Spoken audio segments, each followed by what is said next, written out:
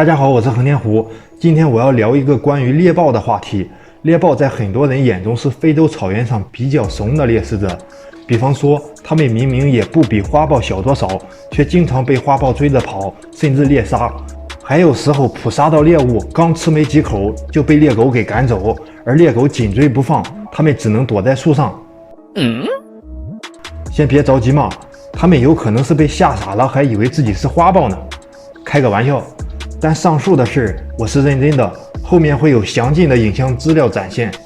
如果我们抛出遥遥在上的一颗狮子的话，猎豹给人的感觉不但畏惧体型和它们差距不大的花豹和猎狗，就连比它们小一截的非洲野狗也能欺负到它们头上，被野狗夺食的事情也经常发生。那么我们是不是就此可以判定猎豹算是非洲最怂的猎食者呢？需要提醒一下的是，猎豹被夺食放弃辛苦捕获的猎物，除了单兵力量跟不上趟，肯定还有其他因素，诸如雌性需要保护幼崽，或者本身就吃饱喝足，没必要死守猎物。再加上猎豹捕猎成功率比较高，重新捕食也是一种可行的选择。我说这么多就是想说，猎豹真正的战斗力量很少展露。关于他们在别的猎食者面前展露武力的高光时刻还真有，下面让我带大家一起领略一下。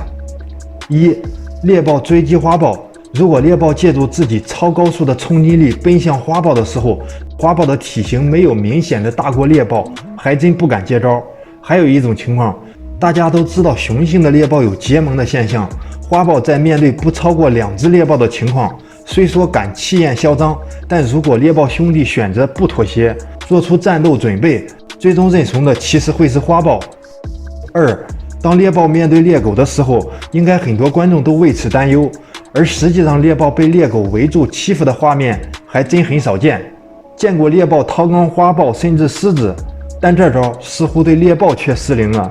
因为这两种动物的速度并不在一个维度上，猎狗根本碰不到猎豹的屁股。而反观猎豹借助高速奔跑和灵活的弹跳优势，再加上前肢可以像棍子一样敲敲打打，驱赶单只的猎狗也是没有问题的。三、当猎豹面对超级难缠的野狗群时，如果是单只一般会弃食而逃，但如果是处于兄弟同盟状态下的几只猎豹，也是会表现出临危不乱，气质拿捏得死死的。那么以上就是猎豹在面对时极容易被误解其表现的3组对手。再说到猎豹最具保留特色的一个大招爬树，猎豹的爬树肯定不像花豹那样行家里手，可以当成主要生存手段或者说工具。猎豹的爬树往往是在遭遇猎狗群或野狗群的玩命级别追杀才会使用到，就是有时候它被群居的对手轮流追击，不言放弃，体力被消耗的差不多，奔跑速度优势也大减，而这个时候附近正好有棵树，便会连跳带爬上去躲避。但这招并不适用于躲避花豹乃至狮子，很明显它的爬树技巧是在狮子之下的，只比完全不懂爬树的那种掠食动物高一筹。好的，本期视频就聊到这儿，欢迎点赞订阅。